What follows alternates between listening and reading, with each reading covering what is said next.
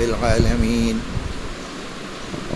الصلاة والسلام على أشرف الأنبياء والمرسلين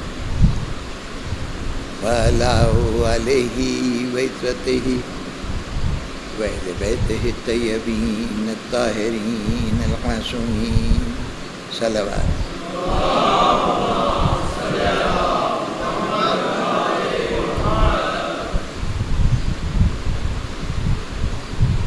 سامعین محترم، فکر مسلم پر سیاست کے اثرات۔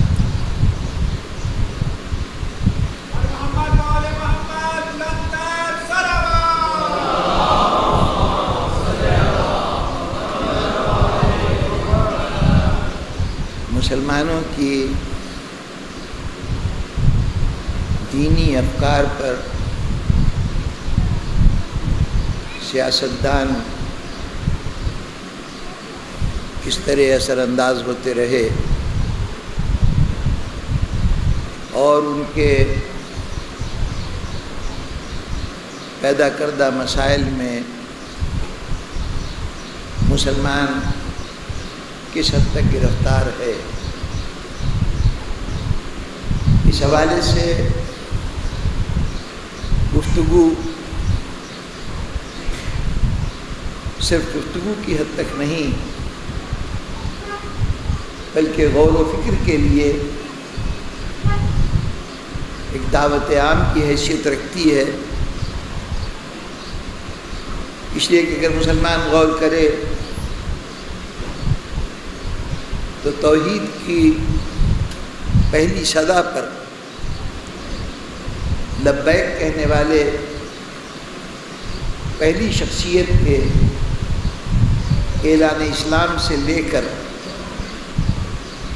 آج تک مسلمان تقریباً 1452 سال گزار چکا ہے۔ اس 1452 سال میں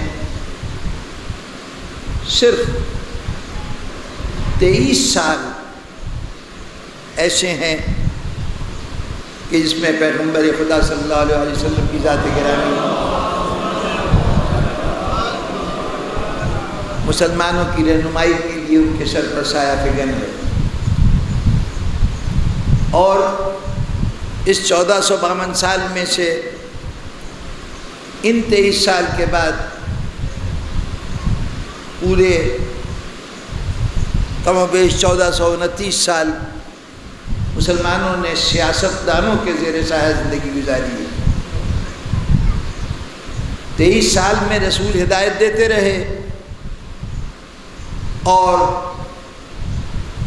1450 سال سیاستدان اس ہدایت کو اپنے مفاد کے مطابق ڈھالتے رہے، بدلتے رہے، مسخ کرتے رہے۔ اب اگر کوئی یہ سمجھ لے، آج کی صحت میں ہم سیاستدانوں کو بھی دیکھتے ہیں، ان کے روز بدلتے ہوئے رویوں کو بھی دیکھتے ہیں، جو کل سچ ہوتا ہے وہ آج جھوٹ ہو جاتا ہے، جو آج جھوٹ ہوتا ہے وہ کل سچ ہو جاتا ہے، کل جو مجرم ہوتے ہیں وہ آج ارباب اقتدار بن جاتے ہیں، جو ارباب اقتدار ہوتے ہیں وہ جرم کے کٹہرے میں کھڑے ہوئے ہوتے ہیں۔ یہ سب کچھ صبح و شام آپ کا مشاہدہ ہے۔ ایسی صورت میں ہماری سوچ کو کتنی خلا بازیاں کھانی پڑتی ہیں اس کا اندازہ بخوبی ہوگا۔ کبھی کسی کو ہم بڑے عقیدت و احترام سے اسلام کا وہ فرزند سمجھتے ہیں جو بقائے اسلام کے لیے جہاد کر رہا ہے، کبھی اسی جہادی کو ہم دہشت گرد کہہ رہے ہوتے ہیں اور اس کو چن چن کر تلاش کر کے امت کے راستے سے ہٹانے کی کوشش کر رہے ہوتے ہیں۔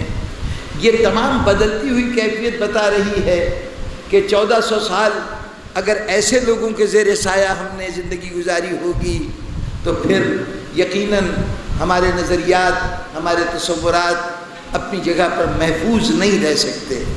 نہ معلوم کتنی ملاوٹیں فکر کی دنیا میں ہو چکی ہوں گی جس کے سردباب کرنے کی ضرورت ہے۔ اس لیے مسلمان اپنے اس الجھے ہوئے ماضی کے ساتھ چپکا نہ رہے، بلکہ اس کی ذمہ داری ہے کہ آج جب ان آمریتوں کا دور ختم ہو گیا، وہ ماضی کے سیاستدان نہیں رہے، تم شخصی حکومتوں کے اس دور سے نکل کر فکر جمہور کی دنیا میں آ چکے ہو، تو کم از کم آج تو غور کرو کہ تمہارے ساتھ کیا ہوتا رہا ہے، حقیقت کیا تھی اور اسے کیا بنا دیا گیا۔ اس سلسلے میں نے ابتدائے کلام سے ہی ایک واقعے کو خاص طور پر، ایک پہلو کو خاص طور پر پیش کیا کہ واقعہ کربلا کے سلسلے میں ارباب اقتدار نے اپنے جرم کو چھپانے کے لیے کوشش کی کہ یہ سارا ملبہ، اپنی کوتاہیاں، اپنی ساری خطائیں ان لوگوں کے سر ڈال دی جائیں جنہوں نے احساس ذمہ داری کا مظاہرہ کیا تھا، جنہوں نے امام حسین علیہ السلام کی نصرت کی تھی، جو امام حسین علیہ السلام کے کام آئے تھے۔ لیکن 1400 سال سے یہ پراپوگنڈا اتنی شدت سے ہوتا رہا کہ ہمارے لب و لہجے میں بھی یہ بات آ گئی، جو حسین کے مکتبہ فکر سے تعلق رکھتے تھے وہ بھی سمجھنے لگے کیا کوفہ والے بے وفا ہوتے ہیں، وہ کب انہوں نے امام حسین علیہ السلام کا ساتھ نہیں دیا، عین وقت کے اوپر دھوکہ دے دیا۔ ہم مجرم کے جرم کو ان سے منسوب کر رہے ہیں جو تنہا وہ افراد ہیں کہ جنہوں نے اس جرم کے مقابلے میں اس کردار کا مظاہرہ کیا جو کردار کسی سچے، پکے اور حقیقی مومن سے ہو سکتا تھا۔ کوفہ کے کردار کی عظمت کا اب یہ گفتگو بہت ہو چکی، ایک پہلو سے اتنا سا عرض کر دوں 2 جملے کہ کربلا میں جتنے بھی افراد ہیں یہ افراد صرف سرزمین عرب کے منتخب لوگ نہیں ہیں، یہ وہاں موجود جو آبادی ہے اس کے منتخب لوگ نہیں ہیں، بلکہ یہ کائنات کے منتخب ترین افراد ہیں۔ امام حسین علیہ السلام نے یہ سعادت کی وہ منزل تھی، کربلا وہ فوز عظیم تھا کہ جس کے لیے امام حسین علیہ السلام نے انسانیت کے کسی طبقے کو محروم نہیں رہنے دیا ہے۔ امام کی چھوٹی سی جماعت دیکھنے میں چھوٹی سی ہے، ذرا اس کی تقسیم دیکھیے تو اتنی عظیم الشان جماعت ہے، اس کے اندر 17 قبیلوں کے افراد موجود ہیں، اور ان 17 میں سے ما سوائے بنی ہاشم کے جتنے قبائل موجود ہیں، جتنے خاندان موجود ہیں، وہ سب سامنے یزید کی فوج میں بھی موجود ہیں، امام کے ساتھی اور اس کے مقابلے میں وہ بھی۔ گویا ان قبائل میں سے جن سے یزید کی فوج بن کے آئی ہے، اس میں سے کوئی قابل ذکر قبیلہ حسین نے نہیں چھوڑا کہ جس کے قابل قدر ہستی کو چن کر اپنی جماعت میں نہ شامل کر دیا۔ یہ حسین کا انتخاب تھا۔ بات یہاں پہ ختم ہو جاتی تب بھی بہت بڑی بات تھی کہ گویا عرب سے منتخب ترین لوگ آئے ہیں، لیکن اس وقت دنیا میں صرف 3 بر اعظم تھے جن کو آباد بر اعظم کہا جا سکتا ہے۔ سب سے زیادہ ایشیا تھا، پھر اس کے بعد افریقہ تھا، اور تیسرا بر اعظم یورپ تھا۔ کربلا میں یہ عجیب بات ہے کہ 72 افراد میں جہاں جناب حبیب ابن مظاہر، مسلم ابن اوسجا، بنی ہاشم کے سارے افراد یہ سب ایشیائی افراد ہیں، وہاں یہاں پر جناب جون، جناب بشر ابن نیزر، یہ وہ حبشہ کے رہنے والے لوگ ہیں کہ جو افریقہ کی نمائندگی کر رہے ہیں۔ ابو رافع اسلمی امام حسین علیہ السلام اور امام زین العابدین علیہ السلام کے غلام تھے، یہ ترکس غلام تھے، جو ترک کا وہ علاقہ جو یورپ میں آباد ہے۔ گویا یورپ کا نمائندہ بھی یہاں موجود تھا، افریقہ کا نمائندہ بھی موجود تھا، اور ایشیا کا نمائندہ بھی موجود تھا۔ اس وقت جہاں جہاں کی آبادی تھی حسین نے کسی آبادی کو محروم نہیں رکھا۔ شرط یہ ہے کہ جوہر قابل ہو، حسین نے چن کے ان کو جمع کیا ہے۔ یہ کربلا میں آنے والے لوگ عام انسان نہیں ہیں، یہ انسانیت کی کریم ہیں، یہ انسانیت کا وہ بہترین جز ہے کہ ان کے مقابلے میں کوئی اور فرد باقی نہیں رہا۔ بات پھیلے گی جیسے رسول نے اللہ کی طرف سے اجازت عام کے باوجود مباہلے میں صرف 4 افراد کو اپنے ساتھ لیا تھا، اس لیے کہ صداقت کے جس کسوٹی پر اسلام چاہتا تھا کہ پرکھے ہوئے افراد ساتھ لائے جائیں، اس پر یہی 4 پورے اترتے تھے۔ نگاہ رسالت نے پوری دنیا کو دیکھ کے وہ 4 چنے تھے۔ آج حسین کو صبر کے لیے، استقلال کے لیے، حق کی خاطر استقامت کے لیے ایسے کامل ترین افراد کی ضرورت ہے کہ جس کی مثال دنیا کے اندر موجود نہ ہو۔ تو حسین نے بھی پوری کائنات کو دیکھ کر جو بہترین مواد تھا اس کو یہاں پہ فراہم کیا ہے۔ اس جماعت کی عظمت کا اندازہ اس سے لگائیے، یہ آنے والے کیا تھے، ان کا درجہ کیا تھا، یہ دیکھیے کہ جن کو حسین نے چھوڑ دیا ہے ان کا مقام کیا تھا۔ جن کو مدینے میں چھوڑ کے آئے ہیں ان میں جناب جعفر طیار کے فرزند عبداللہ ابن جعفر جناب زینب کے شوہر ہیں، ان کو حسین ساتھ نہیں لائے۔ جناب محمد حنفیہ علی ابن ابی طالب کے دوران حیات، علی ابن ابی طالب کے علمدار فرزند امام علی، امام حسن امام حسین کے بھائی جناب محمد حنفیہ، امام نے ان کو اپنا وصیت نامہ دے کے وہاں پہ چھوڑ دیا کہ تم یہاں مدینے میں اس وصیتوں پر عمل کرو، ان کو ساتھ لے کے نہیں آئے۔ ان کو چھوڑنے سے اب حسین کی مصلحت کیا ہے؟ حسین کی نگاہ انتخاب میں یہ عظیم ہستیاں کیوں اس قابل نہیں ہیں کہ ان کو کربلا لے جایا جائے؟ ہمارے پاس وہ معیار نہیں ہے، نہ دیکھنے کی صلاحیت ہے نہ معیار ہے۔ لیکن جہاں عبداللہ ابن جعفر نہیں جا سکے، جہاں محمد حنفیہ نہیں جا سکے، اب وہاں جو آیا ہے اس کا مرتبہ سوچ لیجئے کیا ہوگا۔ اب جب یہ معیار انتخاب ہو، جب یہ معیار انتخاب ہو، اور ہم یہ دیکھیں کہ جب مدینے میں ایسا فرد نہ ملے، مکے میں ایسا فرد نہ ملے، ایک شہر کوفہ جس نے ایک نہیں دو نہیں 65 وہ بہترین افراد فراہم کیے کہ کائنات میں ان کے مقابلے کی کوئی دوسری شخصیت نہیں ہے، تو اس شہر کی عظمتوں کو سلام کریں یا اس کی اپنی ملامتوں کا نشانہ بنائیں؟ یہ ہمارے ذہنوں کو مستقل طور پر یہ زہر بھرا جاتا رہا کہ کوفے والے تو نفرت کے قابل ہیں، یہ تو وفا سے محروم ہیں۔ آج اگر مسلمان اس قابل ہے کہ یہ سوچتا ہے کہ قیامت کے دن رسول کی بارگاہ میں حاضر ہو سکے گا، تو اس کے پاس اگر کوئی دفاع ہے تو صرف یہ کوفے والے ہیں کہ جنہوں نے اپنی اس ذمہ داری کو ادا کیا کہ جب لباس رسول کو نصرت کی ضرورت تھی تو انہوں نے نصرت کی تھی۔ بزرگان گرامی، سوچنے کے لیے ایک پہلو ہے، ابھی تک توجہ اگر نہیں دی تو اب توجہ دیجئے اور کوفے والوں کی اس عظیم قربانی کو یاد بھی کیجئے، اس پہ اظہار تشکر بھی کیجئے۔ اب ذرا قدم کو آگے بڑھاتے ہوئے ایک بات کل کہی گئی تھی، جہاں پہ جا کے گفتگو ختم ہوئی تھی کہ ہم صحابہ کو نہیں مانتے لیکن وہ سب کچھ مانتے ہیں، ان کو مانتے ہیں جن کو صحابہ مانتے ہیں۔ یہاں پر ذرا رک کے بتاؤں کہ ہم جن مسائل سے گزر رہے ہیں اس میں ایک تاثر یہ دیا گیا کہ پہلے تو یہ بتایا گیا کہ صحابہ بحیثیت صحابی ہونے کے کوئی خاص امتیاز رکھتے ہیں، یقیناً وہ امتیاز رکھتے ہیں۔ اگر ایک حاجی حج کر کے آتا ہے، ایک زائر صرف مدینہ منورہ کی زیارت کر کے آتا ہے تو ہم اس کے ہاتھوں کو بوسہ دیتے ہیں، اس کی لائی ہوئی ہر چیز کو تبرک سمجھ کے قبول کرتے ہیں، اس کے پاس 2 گھڑی بیٹھ کر اس سے مدینے کا احوال سننا چاہتے ہیں۔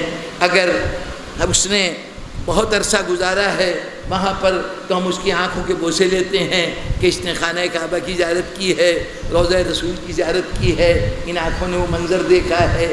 جب آج ہمارا جذبہ عقیدت وہاں سے آنے والوں سے صرف اس نسبت سے کہ وہاں موجود عمارتوں کو جو اصلی عمارتیں نہیں ہیں، وہاں موجود شخصیتوں کو جو اس دور کی شخصیتیں نہیں ہیں، وہاں کے موجود ان مناظر کو جو اصل مناظر نہیں ہیں، ان کو دیکھ کر جو آیا ہے صرف نسبت کی بنیاد پر ہم عزت و تکریم کر دیتے ہیں، تو بھلا وہ جنہوں نے جن کی نگاہوں نے حضور کی زیارت کی ہے، جن کے ہاتھوں نے رسول کے جسم اقدس کو ہاتھ لگایا ہے، آپ سے ہاتھ ملایا ہے، جو بارگاہ رسالت سے جتنے احکامات صادر ہو رہے ہیں ان کو براہ راست سن رہے ہیں، کیا ان ہستیوں کا کوئی مقابلہ ہو سکتا ہے؟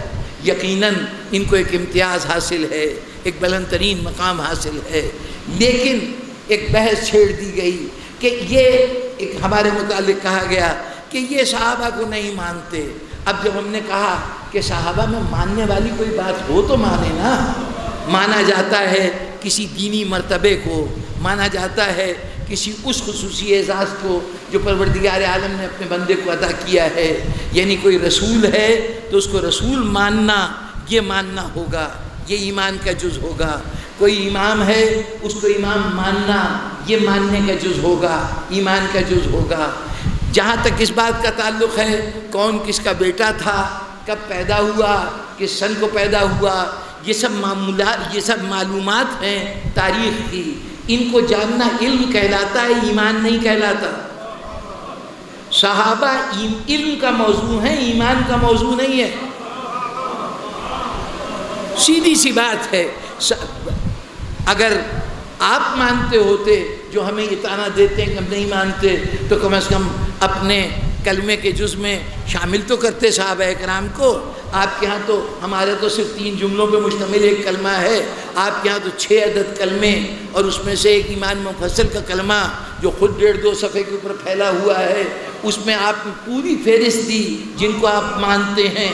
خدا پہ ایمان ہے، اللہ کی کتاب پہ ایمان ہے، جنت پہ ایمان ہے، دوزخ پہ ایمان ہے، قیامت پہ ایمان ہے، برزخ پہ ایمان ہے، میزان پہ بھی ایمان ہے، خیر و شر کے اللہ کی طرف سے ہونے پہ ایمان ہے۔ جو ماننے کی چیزیں سب شامل ہیں۔ دکھائیے وہاں صحابہ کا نام ہے، نام موجود؟ ارے اگر ماننا ہی ہو صحابہ کو تو سب کو تو ہم نہیں مان سکتے۔ ہم نے تو جب انبیاء کی بات آئی تو قرآن کے حکم پہ عمل کرتے ہوئے تمام انبیاء کو مانتے ضرور ہیں، لیکن جب کبھی اپنے عقیدے کا اظہار کرنا ہو تو پھر اشہد ان محمد رسول اللہ کہنا کافی سمجھتے ہیں۔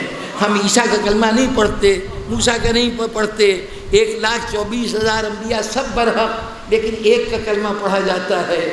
بس رسول کے بہت سے اصحاب ہوں گے، وہ سب حضور کے اصحاب ہیں، قابل احترام ہیں، لیکن کلمے میں کسی ایک کا ہی نام آ سکتا تھا نا، ایک ہی نام آنا چاہیے تھا۔ ہم نے ایک صحابی کا نام لیا جس کو آپ صحابی کہتے ہیں، ہم ان کے لیے صحابی کی اصطلاح نہیں استعمال کرتے، لیکن آپ کہتے ہیں کہ وہ بھی صحابی تھے، ہم نے ان کا نام لیا، آپ نے کہا جناب انہوں نے کلمے کو بدل دیا۔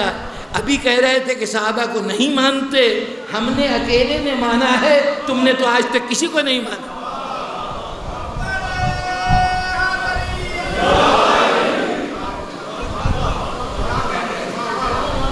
بھئی ماننے کے تو ہمارے پاس واضح دلیل ہے جس کو تم رد کرتے ہو، لیکن اب کہنا شروع کیا گیا کہ صحابہ کوئی ماننے کی چیز ہیں اور یہ نہیں مانتے۔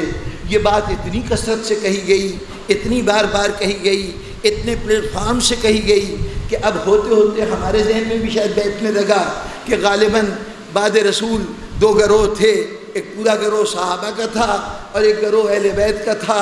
صحابہ کسی اور سمت میں جا رہے تھے، اہل بیت کسی اور سمت میں جا رہے تھے، ہم اہل بیت والے ہیں اور باقی مسلمان صحابہ والے ہیں۔ یہی ہوا نا، ہمارے ذہنوں میں یہی تاثر ہوا۔ اب آج ذرا جیسے کوفیوں کے متعلق ایک غلط تاثر آپ کے ذہن میں بیٹھا ہوا تھا، آج ذرا تاریخ کے صفحات کھولیے اور یہ دیکھیے کہ آپ کا عقیدہ صحابہ کے متعلق کیا ہے۔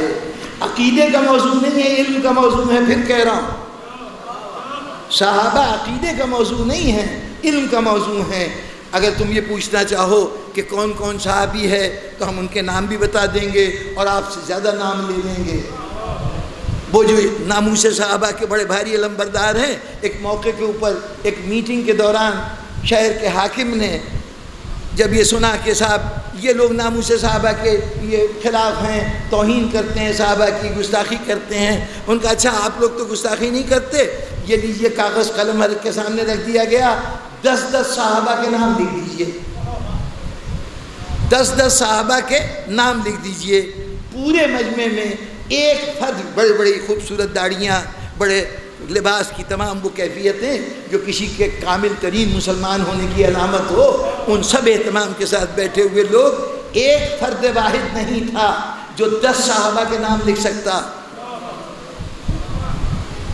اور آئیے ہم سے پوچھ لیجئے، ہم 10 تو کیا 12 تو اولاد رسول کے ہی نام لے لیں گے جو ہمارے امام ہیں، ہمارے بچے کو نام یاد ہوں گے۔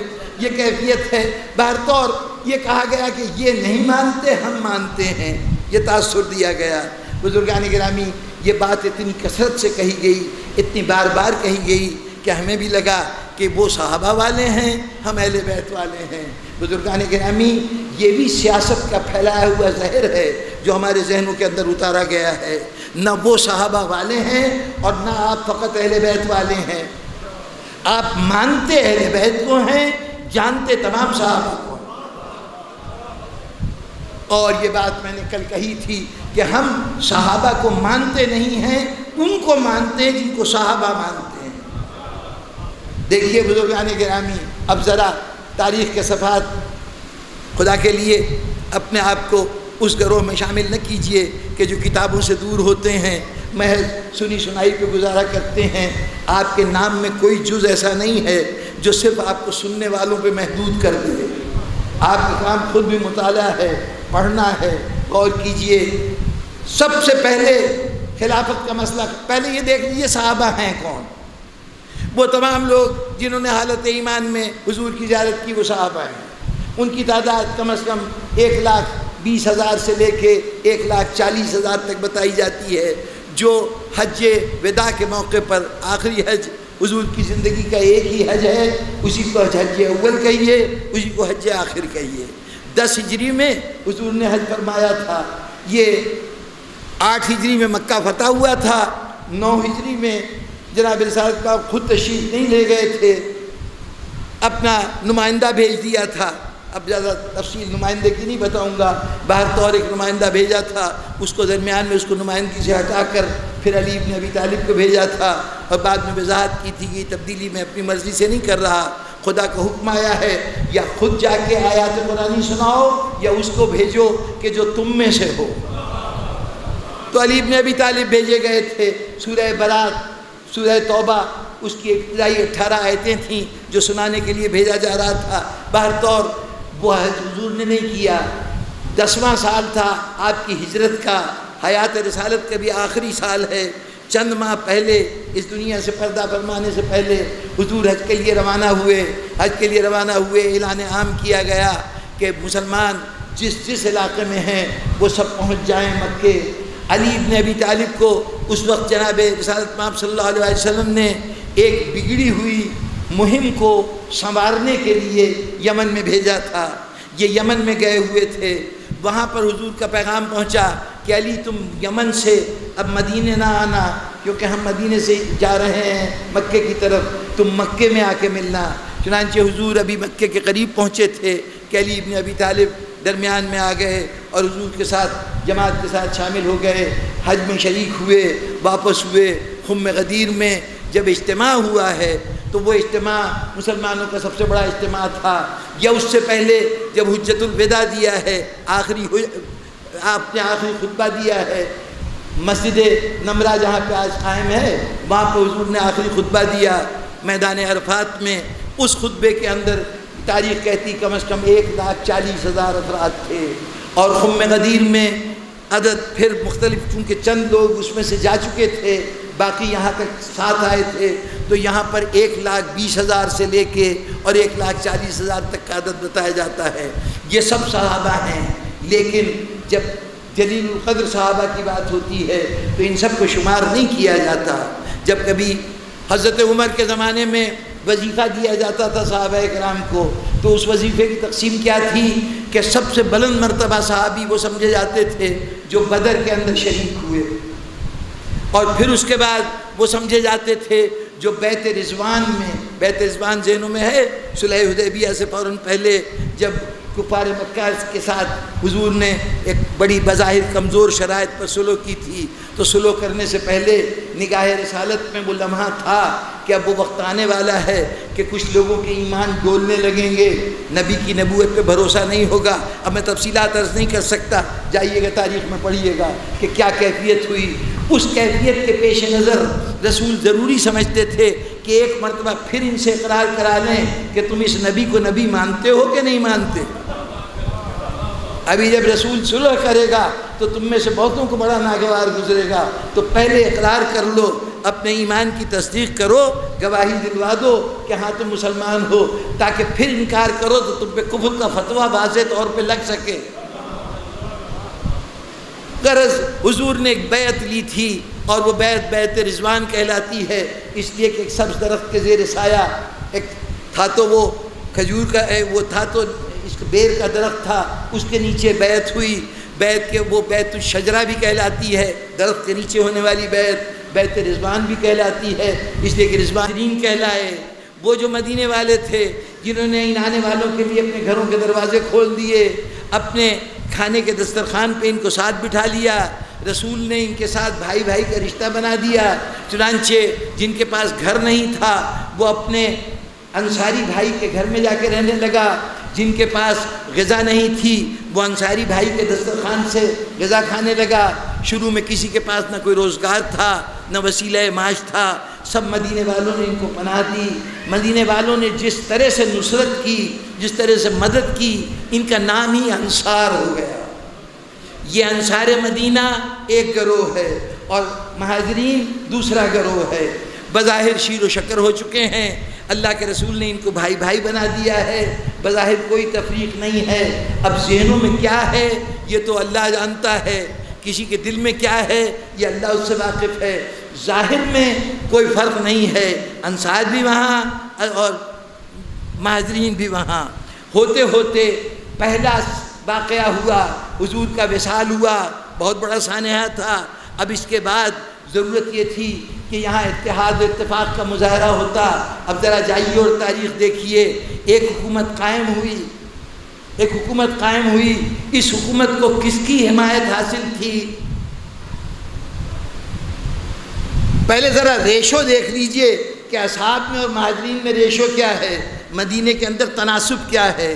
جب پہلا معرکہ بدر کا معرکہ ہوا تو حضور 313 افراد لے کے نکلے تھے۔ ان 313 میں ٹوٹل 73 آدمی، 70 اور 3 73 آدمی وہ تھے کہ جو گروہ مہاجرین میں سے تھے، اور 240 افراد وہ تھے جو انصار میں سے تھے۔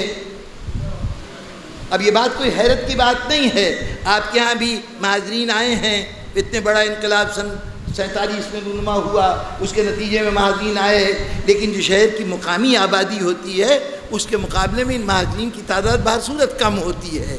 وہی تناسب یعنی 1 اور 3 کی نسبت ہے، تقریباً 73 وہ ہیں اور 240 یہ ہیں۔ اور یہ خیال رہے کہ یہ جو 240 ہیں یہ گھر بار والے ہیں، ان کے اہل و عیال ہیں، آبادی کے اندر وہ بھی شامل ہوں گے، ان کے کم سن بچے ہیں۔ مہاجرین میں صرف وہ افراد ہیں، وہ عمر رسیدہ افراد یا وہ جوان افراد کہ جو مکے سے سفر کر کے مدینے آ سکتے تھے، اکیلے 2 3 کوئی باقاعدہ قافلوں کی شکل میں نہیں آئے تھے۔ ایسے لوگ وہ تھے کہ ان کے والدین، ان کے گھر کے دوسرے افراد جو ابھی ایمان نہیں لائے تھے وہ بھی مکے میں رہ رہے تھے، کچھ ایمان لانے والے بھی مکے میں رہ رہے تھے۔ تو یوں سمجھ لیجئے کہ بدر میں جو 73 افراد آئے ہیں یہ کم و بیش مہاجرین کی پوری آبادی ہے، اور جو 240 انصار کے آئے ہیں وہ ان کی پوری آبادی نہیں ہے، ان کی آبادی کا جز ہے۔ بات واضح ہے نا؟ اس سے اندازہ لگا لیں کہ مہاجرین کی تعداد زیادہ سے زیادہ بہت بڑھائیے گا تو پوری آبادی کی 1/4 ہوگا، بلکہ شاید اس سے بھی کم ہو، 10%، 15%، چلیے میں رعایت دیتا ہوں 25%۔ تو مسلمانوں میں جو صحابہ کرام کا بہترین گروہ ہے، جو رسول اللہ صلی اللہ علیہ وسلم کا ہر جنگ کے اندر ساتھی رہا ہے، بدر، احد، خندق، خیبر، اس سب میں مددگار رہا ہے، اس میں انصار کی تعداد زیادہ ہے، مہاجرین کی تعداد کم ہے۔ لیکن جب تاریخ اسلام کا پہلا سیاسی فیصلہ ہونے لگا، مسلمانوں کی تاریخ کا پہلا فیصلہ ہونے لگا، تو سقیفہ بنو ساعدہ میں وہ مسلمہ باتیں عرض کر رہا ہوں جس پہ مجھے کوئی خوف تردید نہیں ہے۔ جب چاہیے اس کے حوالے مجھ سے لے لیجئے، بلکہ مجھ سے نہ لیجئے، یہ باتیں ریکارڈ ہو رہی ہیں۔ جو اعداد و شمار عرض کروں گا، جو نام پتے عرض کروں گا، ان سب کو جائیے اپنے علماء سے پوچھئے کہ جو کچھ میں نے کہا اس میں کتنی صداقت ہے۔ صورت احوال یہ ہے کہ پہلا سیاسی فیصلہ ہوا، اس فیصلے کرتے ہوئے سقیفہ بنو ساعدہ میں مدینے کے سربراہ لوگوں کا اجتماع ہے، 30 ہوں گے، 40 ہوں گے، 50 ہوں گے، اچھی خاصی تعداد ہے۔ مہاجرین صرف 3 وہاں پہ پہنچے ہیں، 3 مہاجر پہنچے ہیں، حضرت ابو بکر، حضرت عمر، حضرت عبیدہ بن الجراح جن کو امین امت کہا جاتا ہے، یہ 3 آدمی ہیں۔ لیکن ان 3 آدمی کی اتنی پاورفل شخصیت تھی کہ انہوں نے مدینے کے لوگوں کے تمام نظریات یا تصورات یا امکانات کو نظر انداز کرتے ہوئے جس کو خود چاہا اس کو خلیفہ بنا دیا۔ حضرت ابوبکر صرف 2 مہاجرین کے اتفاق سے خلیفہ بنے ہیں۔ ثقیفہ بنو ساعدہ میں صرف 2 مہاجرین، حضرت عمر نے بیعت کی، حضرت عبیدہ بن الجراح نے ان کی بیعت کی۔ ان 2 کی بیعت نے اب آپ لوگوں کی سمجھ میں اگر آج بھی یہ بات نہ آئے، یہ کوئی پریشانی کی بات نہیں کہ اکثریت بیٹھی رہی، اقلیت کیسے ہو گئی۔ جب آپ کے ملک میں ماشاء اللہ لگتا ہے تو کس کے پاس اقتدار ہوتا ہے؟ ایک فوجی جنرل کے پاس پورے عوام کے مقابلے میں فوجی جنرل اپنے ساتھ کتنی فوج رکھتا ہے، کتنی تعداد رکھتا ہے، اس کے باوجود اس کا حکم چلتا ہے اور قوم تماشا دیکھتی رہ جاتی ہے۔ ہوتا نہیں ہے کہ فرد واحد جو ہے وہ صرف قوت بازو کے بلبوتے پر اقتدار پہ قبضہ کر لیتا ہے۔ تاریخی طور پر صرف 3 مہاجرین کے اجتماعی کوششوں کے نتیجے میں پہلی خلافت قائم ہوئی، اور جتنے انصار مدینہ تھے وہ مستقل طور پر سیاست کے پردے سے غائب ہو گئے۔ 3 سلطنتیں اس کے بعد آئی ہیں جس کے اندر ہمیں انصار مدینہ کہیں نظر نہیں آتے، نہ وزارتوں میں، نہ گورنری میں، نہ کسی علاقے کے فتوحات میں، نہ کسی جنگ کے اندر میدان جنگ میں، کہیں انصار نظر نہیں آتے۔ ان سب کو پس پردہ دھکیل دیا گیا۔ گویا یہ سنگل پارٹی گورنمنٹ تھی جو سرزمین مدینہ میں قائم ہوئی، اور یہ گورنمنٹ صرف مہاجرین کے اوپر مشتمل تھی، ان کی کوششوں سے وجود میں آئی ہے۔ اب تک اقلیتی جماعت حکومت کر رہی ہے۔ پہلا خلیفہ جس کے اوپر ملت اسلامیہ نے اجماع کیا ہے، جس پر مکمل طور پر اتفاق ہوا ہے، جس پہ انصار اور مہاجر دونوں مل گئے ہیں، وہ علی بن ابی طالب پہلا بھی ہے اور آخری بھی ہے۔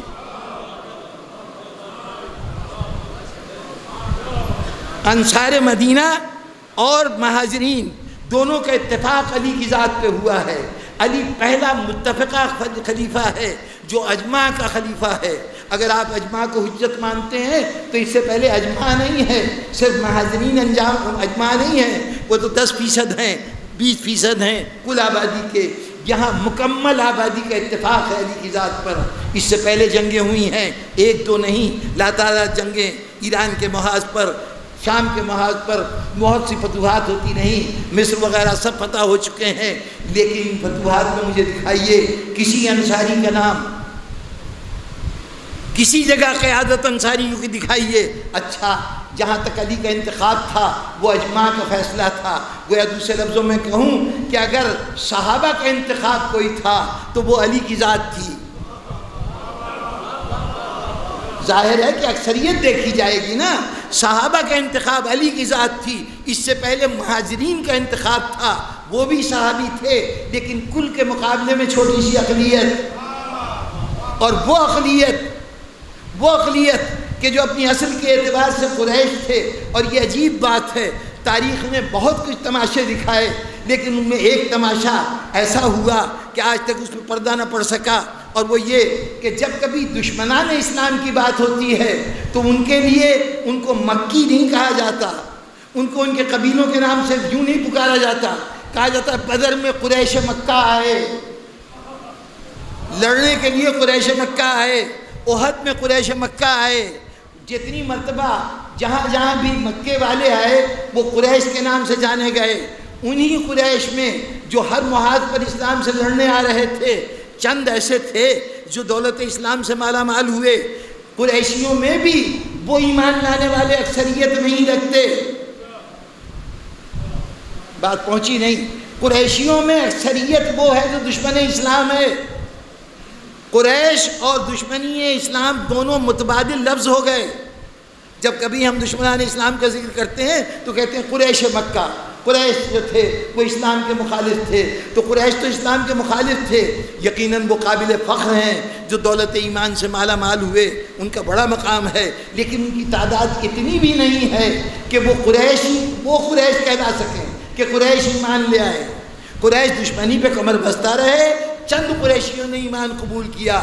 تو جو قریش میں بھی اکثریت نہ ہو، وہ پوری انصار و قریش کی اجتماع میں کیسے اکثریت قرار پا سکتے ہیں؟ ایک اقلیتی جماعت حکومت کرتی رہی 3 سال تک، یہ کہ 30 سال میں سے 26 سال تک کم و بیش یہ صورتحال رہی۔ اس کے بعد علی ابن ابی طالب کا دور اقتدار شروع ہوا، انصار بھی شامل ہیں، ان کے ساتھ مہاجرین بھی شامل ہیں۔ نہیں، ابھی بات واضح نہیں ہوئی، ایک موقع آئے گا، آئیے میں مختصر کروں کلام کو، ایک موقع آئے گا، ایک ایسی جنگ ہوگی کہ جس کے اندر اسلام کی 2 انتہائی قابل احترام ہستیاں، 2 مقتدر ہستیاں ایک دوسرے کے سامنے کھڑی ہوں گی۔ ایک طرف رسول اکرم صلی اللہ علیہ وسلم کی زوجہ ہوں گی ام المومنین حضرت عائشہ، دوسری طرف جناب رسالت مآب کے بھائی بھی، داماد بھی، اور جناب رسالت مآب کے مسند اقتدار پر بیٹھے ہوئے آپ کے خلیفہ اور جانشین بھی جناب علی ابن ابی طالب ہوں گے۔ اب یہ موقع ہے، دیکھیے جنگ ہونے جا رہی ہے 2 فریق میں، ایک طرف حضرت عائشہ جیسی محترمہ ہستی موجود ہے جو ام المومنین کا عظیم لقب اپنے سر پہ تاج سجائے ہوئے ہے، دوسری طرف علی ابن ابی طالب ہیں جو امام المتقین کا اعزاز رکھتے ہیں، امیر المومنین کا شرف رکھتے ہیں، رسول کے قریب ترین فرد ہیں، رسول کی محبوب ترین ہستی ہیں۔ یہ دونوں میدان جنگ میں آمنے سامنے کھڑے ہیں۔ اب یہ بڑا نازک موقع ہے، ملت اسلامیہ کو فیصلہ کرنا ہے کہ اس میں سے کس کا ساتھ دے۔ اب تک اگر کبھی کوئی اختلاف ہو، کوئی جھگڑا ہو، تو اس کے اندر ضروری نہیں ہے کہ میں اس فریق کے ساتھ ملوں یا اس فریق کے ساتھ ملوں، یا اگر ایک کی طرف مل جاؤں تو اس کا مطلب یہ نہیں ہے کہ میں نے دوسرے کو بالکل رد کر دیا۔ 2 آدمیوں میں کسی مسئلے پہ جھگڑا ہو، اس میں آپ کسی ایک فریق کا ساتھ دے سکتے ہیں، کبھی دوسرے کا ساتھ دے سکتے ہیں، لیکن جھگڑے کی سطح یہ آ جائے کہ اب دونوں تلوار کھینچ کے ایک دوسرے کے آمنے سامنے کھڑے ہوں، یا ہم رہیں گے یا یہ رہے گا۔ اب تو موت و حیات کا معاملہ ہے، اگر ادھر ہو جو غلط ہے اس کا ساتھ دے رہے ہو اور مارے گئے تو حرام موت مرے، اور اس کا ساتھ دے رہے ہو جو حق پہ ہے تو مسند شہادت پہ حاصل ہوئی، اعزاز شرف شہادت حاصل ہوا۔ اب شہادت اور ہلاکت کے درمیان فیصلہ کرنا ہے۔ اب یہاں پر تصفیہ شہادت اور ہلاکت کے درمیان ہوگا۔ یہاں دیکھیے کہ یہاں فیصلے کی نوعیت کیا ہے۔ اب کیا میں آپ کو شروع میں ہی یہ عرض کر دوں کہ کیا تقسیم تھی فوجوں کی؟ آئیے حضرت عائشہ کی فوج میں چلتے ہیں۔ حضرت عائشہ کو 2 بڑے جلیل القدر صحابی جن کو عشرہ مبشرہ میں شمار کیا جاتا ہے، جناب زبیر بن العوام اور جناب طلحہ ابن عبید اللہ، یہ 2 شخصیتیں تھیں جو جناب امیر کی بیعت کرنے کے بعد اس بیعت کو توڑ کر مکے آئے تھے اور حضرت عائشہ کو اس بات پہ آمادہ کیا تھا کہ آپ چلیے بصرے والوں کو ساتھ ملاتے ہیں، ہم علی کے خلاف اعلان جنگ کرتے ہیں۔ نعرہ سوچا گیا بھائی لڑنے کے لیے کوئی جواز ہونا چاہیے۔ معاملہ ان کے سامنے بھی وہی تھا جیسا کسی زمانے میں صدر بش کے سامنے عراق پہ حملہ کرتے ہوئے مسئلہ تھا کہ اسلحہ موجود تھا، سپاہی موجود تھے، لیکن سمجھ میں نہیں آ رہا تھا کس جواز پہ حملہ کیا جائے۔ تو پھر ایک قیاس کیا گیا کہ ان کے پاس کثیر پیمانے پہ نقصان پہنچانے والا اسلحہ ہے، وہ اسلحہ جنگ ہو گئی، ختم ہو گئی، اس اسلحے کا سراغ نہیں ملا، یہ بہانہ بنایا گیا تھا۔ تو یہاں بھی جمع ہو گئے، جماعت بھی اکٹھی ہو گئی، لڑنے کا ارادہ بھی ہے، علی سے محاذرائی کا عزم بھی ہے، لیکن کس بات پہ لڑا جائے؟ انہوں نے کہا اور کچھ نہیں، حضرت عثمان مارے گئے، ہم کہتے ہیں حضرت عثمان بے گناہ مارے گئے، ہم ان کے قصاص کے لیے نکلے ہیں۔ قصاص کا نعرہ لگایا گیا۔ اس نعرے میں کتنی صداقت تھی؟ اس نعرے کی صداقت کے لیے ایک جملہ مجھے سننے عرض کر لینے دیجئے، ویسے تو بہت سی باتیں ہیں کہنے والی، لیکن میں اپنے موضوع سے ہٹنا نہیں چاہتا۔ یہ جس قصاص کے نعرے کو لگایا گیا، میں کہہ رہا ہوں یہ محض نعرہ تھا، سیاسی نعرہ تھا، اس کے پیچھے خلوص نہیں تھا۔ کسی کو بھی قصاص عثمان کا نہ خیال تھا اور نہ جن سے لڑنے کے لیے جا رہے تھے ان کا قتل عثمان سے کوئی تعلق تھا۔ ثبوت اس کا یہ ہے کہ حضرت عائشہ اس جنگ کے بعد کم و بیش 20 سال تک اس کے بعد بھی زندہ رہیں، یعنی سن 58 ہجری میں آپ کا وصال ہوا ہے، واقعہ کربلا سے 2 سال پہلے۔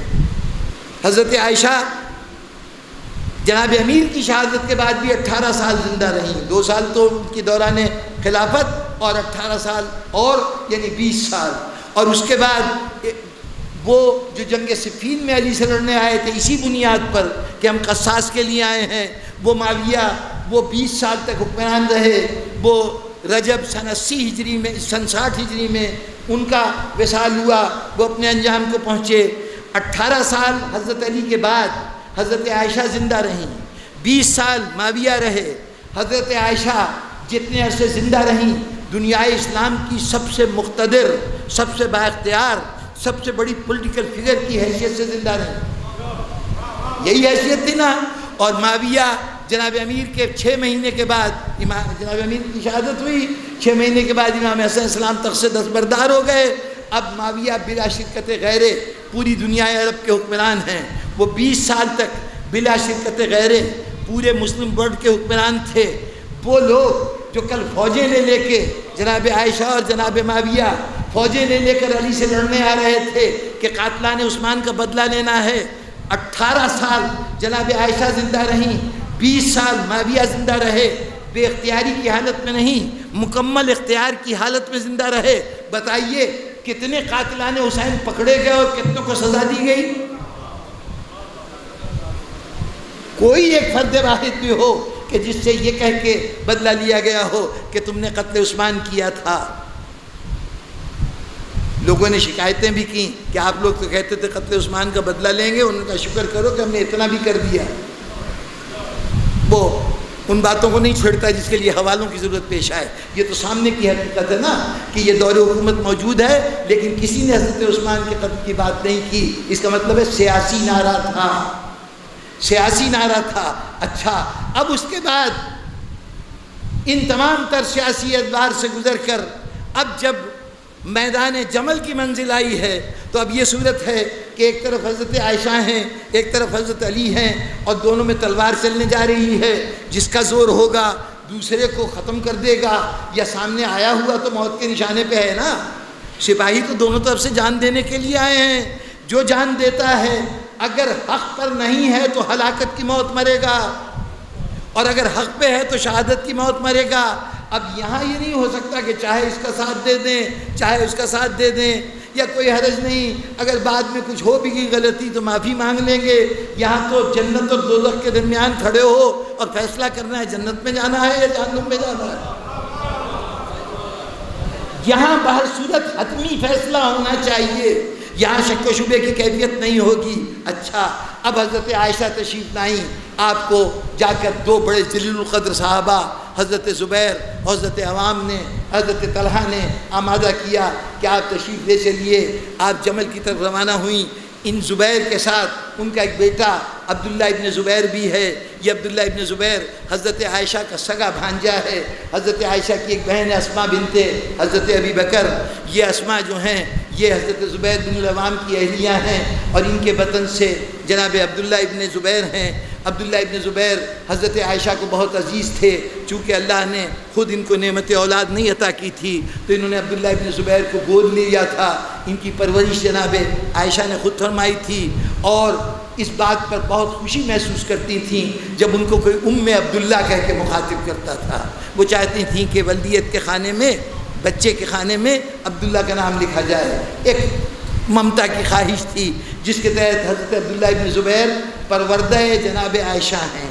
اب حضرت عائشہ کے ساتھ 3 صحابی، عبداللہ ابن زبیر وہ شخصیت ہیں کہ جو ہجرت کے بعد مہاجرین تشریف لائے ہیں یہاں پر۔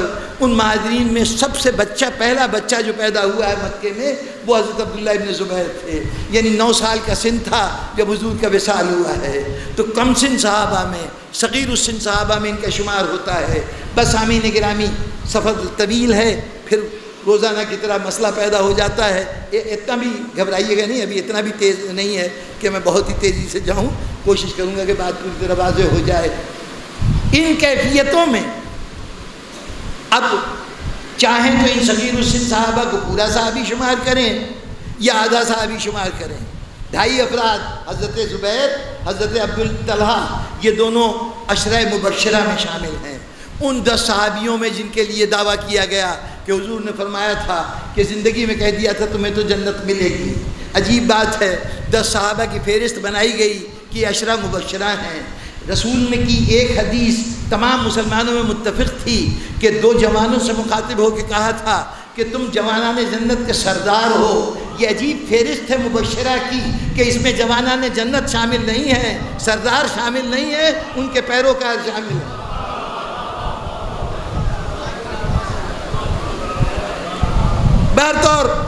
فہرست کے 2 آدمی جناب طلحہ جناب زبیر بڑے جلیل القدر صحابہ ہیں، یہ ساتھ ہیں۔ اب حضرت عائشہ کا سرمایہ صحابیت کے اعتبار سے صرف 2.5 افراد پہ مشتمل ہے، 2 بزرگ اور 1 نوجوان جو بعد رسول جوان ہوا ہے۔ صحابیت کی عمر بہت تھوڑی سی ہے، بہت کم عرصہ ہے۔ چلیے یہ 3 صحابہ ہیں جو حضرت عائشہ کے ساتھ ہیں، ٹوٹل 3 صحابہ۔ جائیے، یہ چیلنج ہے، جائیں کتابیں دیکھیں اور مجھے تلاش کر کے دکھائیں 5 7 8 صحابی بھی کوئی گن کے دکھا دے کہ جو جمل کے اندر موجود ہو حضرت عائشہ کے ساتھ۔ یہ 2.5 افراد، اور ان 2.5 افراد کا انجام سن لیجئے۔ میدان جنگ ابھی سجا ہے، جنگ شروع نہیں ہوئی۔ علی بن ابی طالب نے پیغام بھیجا زبیر کو، زبیر بن العوام حضرت علی کے اور رسول خدا صلی اللہ علیہ وسلم کے پھوپھی کے بیٹے ہیں۔ جناب زبیر بن العوام خاندانی ربط بھی ہے اور یقیناً حضور کے وفادار ساتھیوں میں سے تھے۔ زندگی میں حضور کے اوپر بہت انہوں نے جنگوں کے اندر بڑی شجاعت اور بہادری کا مظاہرہ کیا ہے۔ ان زبیر کو پیغام بھیجا جناب امیر نے کہ میں تم سے کچھ بات کرنا چاہتا ہوں۔ پہلے تو سب نے روکا کہ علی کے پاس نہ جانا، علی کی زبان کا تم سامنا نہیں کر سکو گے، لیکن انہوں نے کہا کہ اس میں کیا بات ہے، مجھے سننے تو دو کیا کہنا چاہتے ہیں علی۔ چنانچہ یہ گئے، حضرت علی کے پاس آئے۔ جناب امیر نے صرف ایک بات کہی، زبیر وہ دن بھول گئے جب ہم فلاں مقام کے اوپر موجود تھے اور تم رسول سے اپنی وفاؤں کا اظہار کر رہے تھے، تو حضور نے کہا تھا کہ زبیر ایک دن ہوگا کہ تم اس علی کے مقابلے میں کھڑے ہوگے، علی حق پہ ہوگا، تم گمراہ ہوگے۔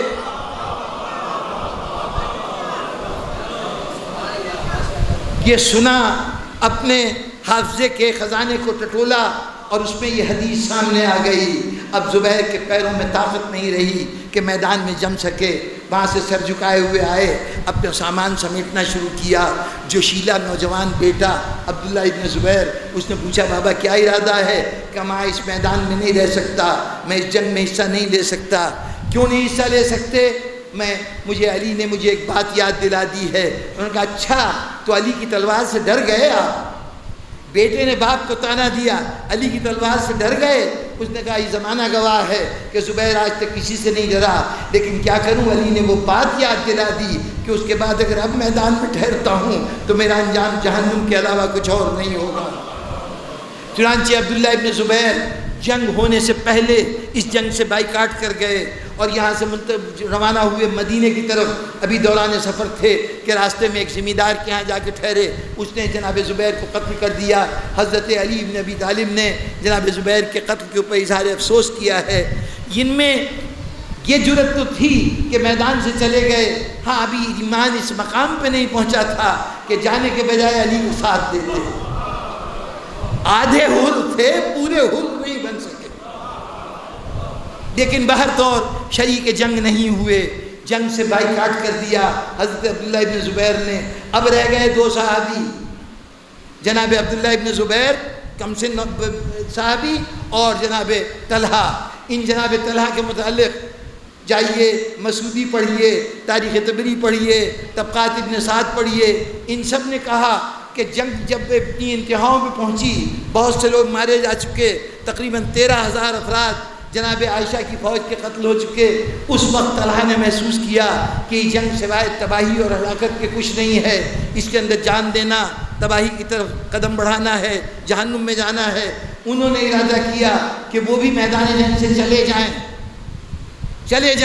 ابھی وہ ارادہ کر رہے تھے کہ مروان ابن حکم حضرت عثمان کا جو وزیر اعظم تھا، اس نے اپنے کمان میں تیر جوڑا، حضرت عائشہ کی فوج میں ہے، اس نے کمان میں تیر جوڑا، حضرت طلحہ کا نشانہ لے کے ان کا نشانہ لگایا، حضرت طلحہ کو تیر لگا، زمین پہ گر پڑے۔ یہ تیر اتنا کاری تھا کہ اس سے ان کا انتقال ہو گیا، وہاں میدان میں مارے گئے۔ اور اس وقت مروان نے کہا کہ میں نے قتل عثمان کا حساب بے باک کر دیا، میں نے قتل عثمان کا۔ اب یہ کیوں کہا؟ جائیے تاریخ دیکھیے گا۔ یہ طلحہ وہ شخصیت ہیں کہ جب حضرت عثمان کا محاصرہ کیا گیا تھا تو یہ منہ کے اوپر باقاعدہ کپڑا لپیٹ کر مجمع میں آتے تھے اور کہتے تھے خبردار چھوڑنا نہیں، ورنہ اس کے بعد یہ تمہیں نہیں چھوڑے گا، باغیوں سے کہتے تھے۔ تو اس نے کہا کہ میں نے حساب بے باک کر لیا۔ اب اگر طلحہ کے اس انداز قتل کو نہ مانیے، یہ سمجھیے کہ وہ جانا نہیں چاہتے تھے، اگر چھوڑ کے جا رہے تھے تو جو 2 صحابی ساتھ آئے تھے دونوں نے ساتھ چھوڑ دیا، لیکن اگر چھوڑ کے نہیں جا رہے تھے، حضرت عائشہ سے مکمل طور پر وفادار رہے، تو اس صورت میں اب یہ فیصلہ کیجئے، عشرہ مبشرہ زبیر بھی ہیں، عشرہ مبشرہ طلحہ بھی ہیں، طلحہ میدان میں مارے جاتے ہیں، زبیر میدان سے منہ موڑ کے چلے جاتے ہیں، اب اگر وہ جنت میں جا رہے ہیں تو یہ جہنم میں، یہ جنت میں جا رہے ہیں تو وہ جہنم میں۔ اب جناب والا آئیے ذرا تیزی سے گزریں۔ جنگ کا فیصلہ علی کے حق میں ہوا۔ علی ابن ابی طالب نے حضرت عائشہ کی گرتی ہوئی عماری کو، جس میں تشریف فرما تھی، جب اونٹ زخمی ہو کے نیچے گرنے لگا تو اندیشہ تھا کہ عماری نیچے گر جائے۔ جناب امیر علیہ السلام آگے بڑھے، حضرت محمد ابن ابی بکر حضرت عائشہ کے بھائی، چونکہ حضرت علی کے گھر میں پرورش پائی تھی، یہ حضرت علی کا ساتھ دے رہے تھے میدان جہاد میں۔ حضرت علی نے جناب محمد ابن ابی بکر کو بھیجا کہ جاؤ، یہ دیکھو ان کی توہین نہ ہونے پائے، نیچے نہ گرنے پائیں۔ محمد ابن ابی بکر نے جا کے عماری کو سہارا دیا، اور اس کے بعد عماری سے حضرت عائشہ کو باہر نکالا، اور علی ابن ابی طالب نے محمد ابن ابی بکر کی سربراہی میں کچھ خواتین کو آمادہ کیا کہ وہ محافظ کے طور پہ حضرت عائشہ کے ساتھ جائیں، اور اس طرح ان کو عزت کے ساتھ صحابی رسول محمد ابن ابی بکر کے ساتھ مدینے واپس بھجوا دیا۔ جناب امیر نے ابھی صورتحال یہ ہے کہ محمد ابن ابی بکر سے حضرت عائشہ کو وہاں بھجوا دیا۔ اب اس کے بعد حضرت عائشہ چلی گئیں، لیکن اب صورتحال یہ ہے کہ جناب امیر شہر بصرہ کی طرف روانہ ہوئے۔ لڑائی بصرے کے باہر ہوئی تھی، جناب عائشہ بصرہ سے فوجیں لے کے آئی تھیں، باہر لڑائی ہوئی تھی۔ اس جنگ کے شروع ہونے سے پہلے بصرے میں جناب امیر نے ایک اور صحابی جناب عثمان ابن حنیف کو اپنے گورنر کے طور پہ نامزد کیا تھا۔ عثمان ابن حنیف شہر کے گورنر تھے۔ حضرت عائشہ کی فوجیں جناب امیر کی یہاں پہنچنے سے پہلے شہر میں داخل ہوئیں۔ انہوں نے عثمان ابن حنیف سے مطالبہ کیا کہ خزانے کی چابیاں ہمارے حوالے کر دی جائیں۔ عثمان ابن حنیف نے کہا کہ میں علی کا گورنر ہوں، میں ان کی اجازت کے بغیر آپ کو سرکاری مال پر قبضہ کرنے کی اجازت نہیں دیتا۔ اس کے اوپر سب کو غصہ آیا، انہوں نے عثمان ابن حنیف کو گھیر لیا۔ قریب تھا کہ ان کو قتل کر دیا جاتا، لیکن کسی نے احساس دلایا کہ عثمان ابن حنیف کے سگے بھائی سہیل ابن حنیف کو علی ابن ابی طالب نے سرزمین مدینہ میں اپنا جانشین کے طور پہ چھوڑا ہے۔ خود جب کوفے میں آ گئے ہیں، یہاں کی حکومت سنبھالی ہے، تو اپنے گورنر کے طور پہ سہیل ابن حنیف کو وہاں بھیجا ہے۔ انہوں نے کہا اگر ہم نے عثمان ابن حنیف کو کوئی نقصان پہنچایا تو سہیل ابن حنیف مدینے میں ہے، ہمارے رشتہ دار مدینے میں ہیں، وہ چھوڑے گا نہیں، وہ ہمارے عزیزوں سے بدلہ لے گا، اس لیے سہیل کو جانے دو، ان کو جن کی زندگی معاف کر دو۔ زندگی تو بخش دی گئی، لیکن کس طرح آپ کی بھمیں موم دی گئیں، آپ کی ریش مبارک، صحابی رسول ہیں، بڑے جلیل القدر صحابی ہیں، انصاری ہیں، ان کی ریش کا ایک بال نوچا گیا، داڑھی کاٹی نہیں گئی، ایک بال کو نوچا گیا، جتنی اذیت دے سکتے تھے اذیت دے کے ان کو نکال دیا گیا شہر بصرہ سے۔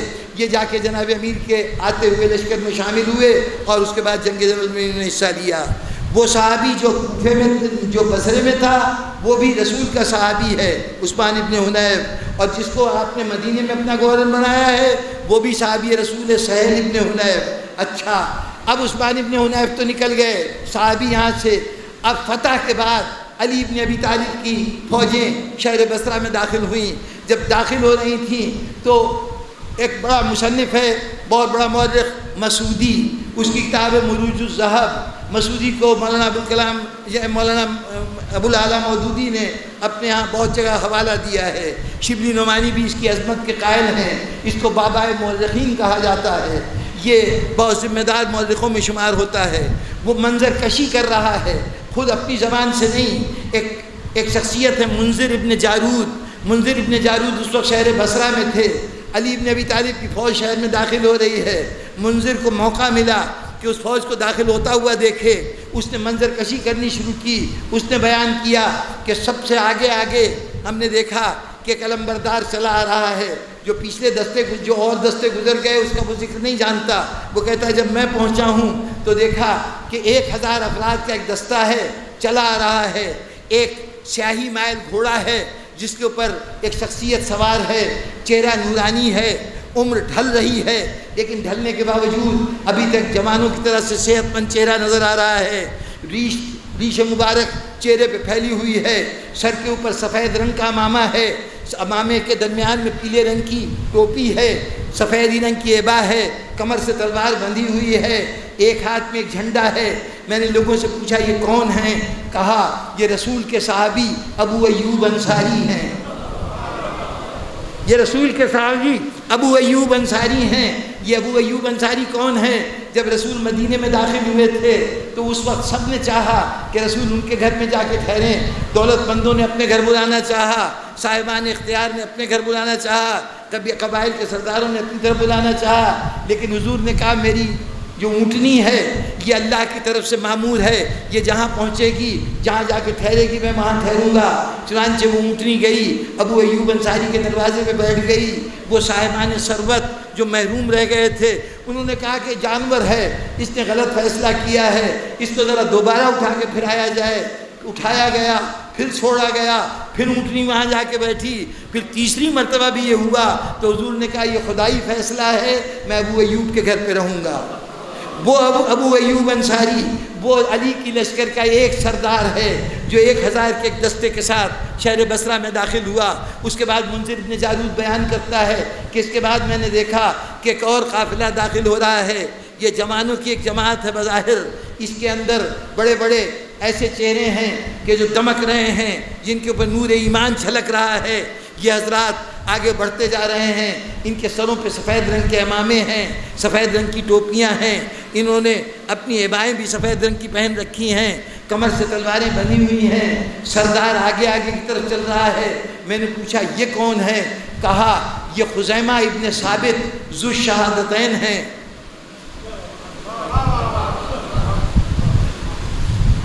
کاش وقت ہوتا کہ میں خزیمہ بن ثابت پر پوری تقریر کرتا کہ یہ کون شخصیت ہیں۔ ذو الشہادتین، 2 شہادتوں والے۔ حضور نے ان کے متعلق ارشاد فرمایا تھا خزیمہ تم ذو الشہادتین ہو، تو یہ بات ان کے جز بن گیا کہ یہ 2 شہادتوں والے ہیں۔ یہ 2 شہادتیں کیا مطلب؟ قصہ یہ ہوا تھا کہ حضور صلی اللہ علیہ وسلم مدینہ شہر میں تھے، ایک گھوڑا بیچنے والا گھوڑا لے کے آیا۔ تاریخ کہتی ہے کہ غالباً یہ اس گھوڑے کی بات ہے جو کربلا میں دلدل کے نام سے جانا جاتا ہے۔ وہ گھوڑا لے کے آیا بیچنے، حضور کو گھوڑے میں کوئی بات نظر آئی، آپ نے پسند فرمایا، کہا اس کی قیمت طے کرو۔ قیمت طے ہو گئی، حضور نے کہا اچھا میں بھی قیمت لاتا ہوں۔ یہ کہہ کے حضور اپنے حجرے کی طرف تشریف لے گئے تاکہ جو رقم ہے وہ لا کے دیں۔ جب تک حضور تشریف نہ آئے اتنی دیر میں کسی اور صحابی کا گزر ہوا، اس کو نہیں معلوم کہ حضور کی اور گھوڑا بیچنے والے کی کیا بات ہو چکی ہے۔ وہ آتے ہی مخاطب ہوئے کہ تم اس گھوڑے کو بیچو گے، اور یہ کہہ کے انہوں نے کہا کہ اچھا اگر بیچنا چاہتے ہو نا تو میں اتنی رقم دے سکتا ہوں۔ انہوں نے جو رقم پیش کی وہ رسول اللہ صلی اللہ علیہ وسلم سے طے شدہ رقم سے زیادہ تھی، وہ رقم زیادہ تھی۔ گھوڑا بیچنے والے کی طبیعت میں کھوٹ آ گئی، اس نے اب بڑا پریشان کہ ان سے تو میں وعدہ کر چکا ہوں، اب کیا کروں؟ چنانچہ اتنے میں رسول تشریف لائے تو اس نے مخاطب ہو کے کہا کہ بھائی خریدنے سے پہلے قیمت تو طے کر لو۔ تو رسول نے کہا قیمت تو طے ہو چکی ہے۔ انہوں نے کہا نہیں کوئی نہیں طے ہوئی تھی، اب طے ہوگی، پہلے سے بتاؤ کتنے پیسے تم دیتے ہو۔ اب جب یہ کہا تو حضور نے کہا کہ تم سے بات ہو گئی، معاہدہ ہو چکا، اب یہ تم نے اس طرح سے کیا جھگڑا کھڑا کیے ہوئے ہو؟ وہ کہنا نہیں کوئی معاہدہ نہیں ہوا تھا، ابھی یہ بحث جاری تھی۔ اتنے میں حضرت خزیمہ ابن ثابت وہاں آ گئے۔ جیسے ہی وہ آئے انہوں نے کہا کہ تو بکواس کرتا ہے، حضور جو کہہ رہے ہیں وہ ٹھیک کہہ رہے ہیں، حضور ٹھیک کہہ رہے ہیں، یقیناً سودا ہو چکا تھا، یہ پیسے لے اور جا۔ وہ پیسے لے کے سر جھکائے ہوئے وہ اپنے آپ کو نقصان میں سمجھ کے چلا گیا۔ لیکن حضور نے کہا خزیمہ تم تو موجود نہیں تھے، تم تو موجود نہیں تھے جب سودا ہوا تھا، تم نے آ کے بڑے یقین سے کہہ دیا کہ رسول نے جو کچھ کہہ رہے ہیں صحیح ہے۔ کہا حضور ہم نے جنت دیکھی ہے، ہم نے دوزخ دیکھی ہے، ہم نے خدا کو دیکھا ہے، آپ سب کچھ کہتے رہے، ایمان لاتے رہے، جب اتنی آگے کی باتوں پہ ہم ایمان لاتے رہے تو یہ تو ابھی کا آپ کا سودا ہے، اگر میں انکار کر دیتا تو میرا ایمان سلامت رہتا۔ حضور نے کہا کہ تم ذو الشہادتین ہو، یعنی تمہاری ایک شہادت 2 کے برابر ہے۔ ان کے اس اقرار کے پیش نظر یہ لقب ہو گیا۔ اس لقب کے تحت اور بہت سے واقعات ہوئے ہیں، لیکن اس وقت نہیں۔ وہ صحابی رسول وہ ایک دستے کے سردار ہیں۔ اس کے بعد تیسرا دستہ داخل ہوا، قتادہ ابن ربیع، یہ ایک بہت بڑے صحابی رسول ہیں، علی ابن ابی طالب کے سردار لشکر بھی رہے ہیں، امام حسن علیہ السلام کی فوجوں میں بھی یہ قیادت کا سر انجام دیتے رہے ہیں۔ میں تیزی سے گزر رہا ہوں۔ اس کے بعد جو صحابی آئے تو ان کے ساتھ عمر رسیدہ صحابیوں کی کثیر جماعت، ماتھوں پر سجدوں کے نشان، سب کی سب بآواز بلند تلاوت قرآن کرتے ہوئے، سر پہ سیاہ امامہ بندھا ہوا، سفید رنگ کی عبا پہنے ہوئی۔ پوچھا منذر ابن جالود نے یہ کون ہیں؟ کہا یہ رسول کے صحابی عمار ابن یاسر ہیں۔ عمار ابن یاسر۔ عمار ابن یاسر کون؟ اب کوئی تفصیل کا وقت نہیں ہے کہ میں ان کا تعارف کراؤں۔ عمار ابن یاسر وہ صحابی کہ دنیا اسلام کا پہلا مرد شہید ان کے باپ یاسر ہیں، پہلی عورت شہید سمیہ ان کی والدہ ہے، شہید ماں شہید باپ کا بیٹا عمار یاسر، جس کے لیے رسول نے کہا تھا عمار یاسر کو گروہ باغی قتل کرے گا۔ وہ صفین کا معاملہ ہے، وہ بعد میں دیکھا جائے گا۔ یہاں پر عمار یاسر ہیں جو قیادت کرتے ہوئے فوج کے آ رہے ہیں۔ ان کا دستہ گزرا تو اس کے بعد آنے والی شخصیت کا نام بتایا گیا کہ یہ جناب سعد ابن عبادہ جو حضرت ابوبکر کے مقابلے میں انصار کے کینڈیڈیٹ تھے ثقیفہ میں، ان کے بیٹے قیس ابن سعد ابن عبادہ وہ قیادت کرتے ہوئے آ رہے تھے انصار کی جماعت کو اپنے ساتھ لیے ہوئے۔ اس کے بعد جو شخصیت نظر آئی اس کے چہرے پہ ہاشمی جلال تھا، سرخ و سفید چہرہ تھا، سر پہ سیاہ رنگ کا امامہ تھا۔ یہ کون ہے؟ یہ رسول کے چچا کا بیٹا عبداللہ ابن عباس ہے۔ ان کے پیچھے قسم ابن عباس حضرت عباس کے وہ بیٹے ہیں جن کی بیٹی لبابہ حضرت عباس ابن علی ابن ابی طالب میدان کربلا کے جو علمدار ہیں ان کی زوجہ ہیں۔ وہ قسم ابن عباس وہ بھی ایک دستے کے سردار تھے، وہ اپنا دستہ لے کے داخل ہوئے۔ اس کے بعد وہ کہتا ہے کہ میں نے دیکھا کہ گروہ داخل ہوا، لوگوں کے ہاتھ میں پرچم تھے، بے تحاشا علم بردار ساتھ تھے۔ اس میں ایک وجیح شخصیت درمیان میں چل رہی تھی، چہرے پہ جلال بھی تھا، انکسار بھی تھا، نگاہیں زمین پہ گڑی ہوئی تھیں، ہیبت ستاری تھی۔ اس عالم میں بڑھ رہا تھا کہ ایک خوبصورت جوان داہنی طرف، ایک بائیں طرف، ایک پشت پر جھنڈا اٹھائے ہوئے پیچھے چل رہا ہے، اس کے پیچھے بھی جوانوں کی قطار۔ پوچھا یہ کون ہے؟ کہا یہ مولا کائنات ہیں، علی ابن ابی طالب آ رہے ہیں۔ اس شان سے علی داخل ہوئے۔ بزرگان گرامی جتنوں کے نام لیے ہیں یہ سارے سرداران لشکر، یہ سب کے سب صحابی رسول ہیں۔ نہیں، یوں نہیں، آگے سنیے، یہی مسعودی تفصیل بتاتا ہے، شمار کرتا ہے۔ بڑی تیزی سے گزر رہا ہوں۔ علی ابن ابی طالب کا کہ وہ لشکر جو جنگ جمل میں آیا تھا، اس میں علی کے ساتھ سب سے افضل صحابہ بدری صحابہ ہیں، سب سے افضل صحابہ بدر کے صحابہ ہیں۔ واقعہ بدر کو آج حضور کے وصال کو تقریباً 36 سال گزر چکے ہیں، اس میں بدر 7 سال پہلے ہوئی ہے، وہ بھی شامل کیجئے۔ 43 سال کے بعد اب کتنے بدری بچے ہوں گے؟ لیکن علی کے لشکر میں 70 بدری تھے، بدر کے 70 صحابی تھے۔ ان 70 صحابیوں میں سے 17 وہ تھے جو مہاجرین تھے، 53 وہ تھے کہ جو سرزمین مدینہ سے تعلق رکھتے تھے۔ یہ صحابہ کی جماعت لے کے علی آئے ہیں۔ یہی نہیں، اس کے پیچھے بیت رضوان کے جو صحابی علی کی فوج میں شامل تھے ان کی تعداد 900 تھی۔ بیت رضوان میں 1400 آدمیوں نے بیعت کی تھی دست رسول پر، ان میں سے 900 ہیں جو علی کے لشکر کے اندر شامل ہیں۔ جناب والا جو مسعودی کی اور عاصم کوفی کی فراہم کردہ اعداد و شمار ہیں، اس کے مطابق علی کی اس جماعت میں 2800 صحابی شامل ہیں۔ بدری اور بیت رضوان کے تو ہی ہیں 2800 بھائیوں۔ اب جب کبھی صحابہ کو ہلاکت اور شہادت کے درمیان فیصلہ کرنے کا وقت آیا، علی کے مقابلے میں بڑی محترم، بڑی مقتدر ہستی موجود ہے، لیکن چونکہ مسئلہ تھا ہلاکت و شہادت کا، تو صحابہ کی جماعت نے کس کا ساتھ دیا؟ 2800 صحابی علی کے ساتھ، اور ادھر مقابلے میں تم 2800 نہیں 280 صحیح، 280 نہیں 28 صحیح، 28 نہیں 7 صحابی بھی دکھا دو جو اس جماعت میں ہیں۔ یہاں پر صحابہ کس کے ساتھ ہیں؟ علی کے ساتھ ہیں، علی کے مقابل آنے والے کے ساتھ ہیں۔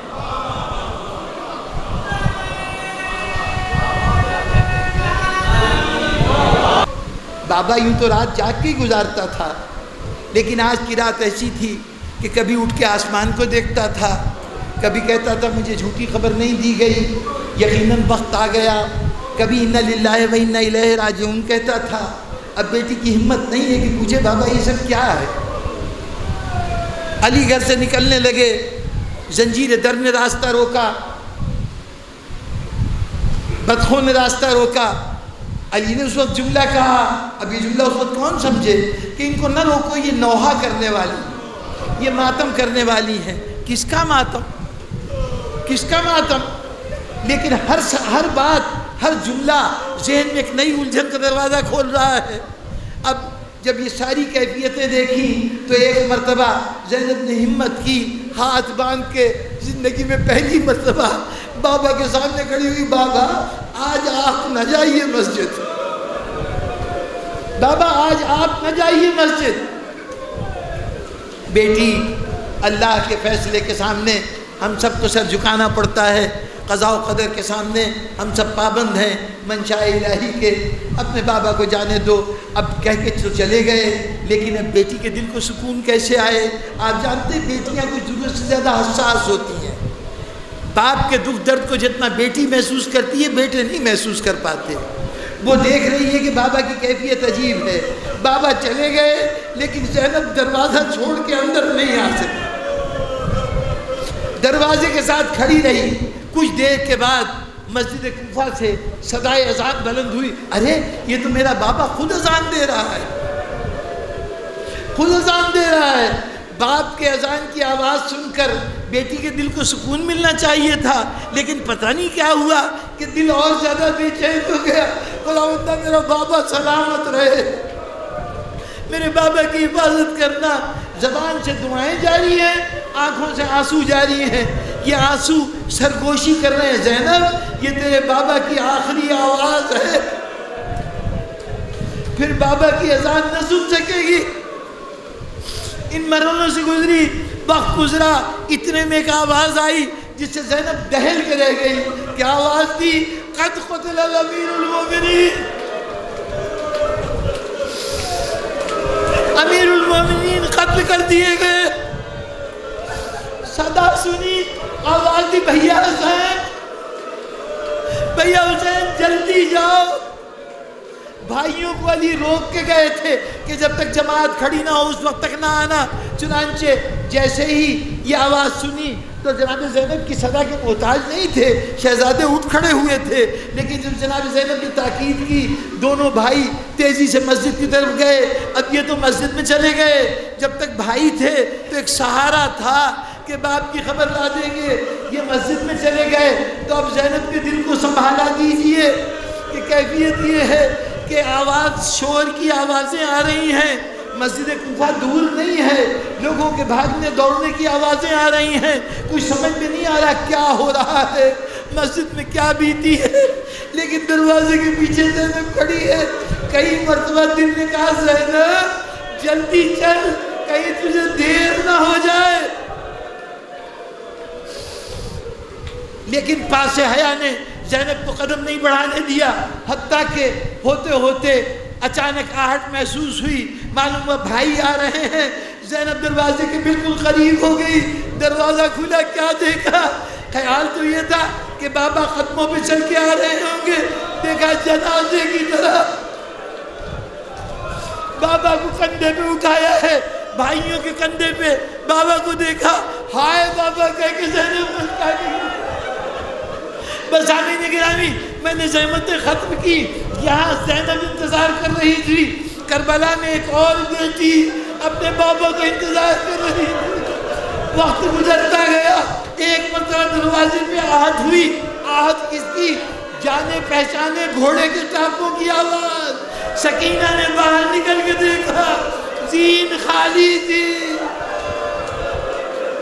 حسین کا ماما دین پہ رکھا تھا، حسین دنیا سے رخصت ہو چکے تھے، زینب غش کھا کے گری تھی، سکینہ آگے بڑھ کے گھوڑے کے پہلے سے نپٹ گئی، اے بابا کے گھوڑے، میرے بابا کو کہاں چھپا؟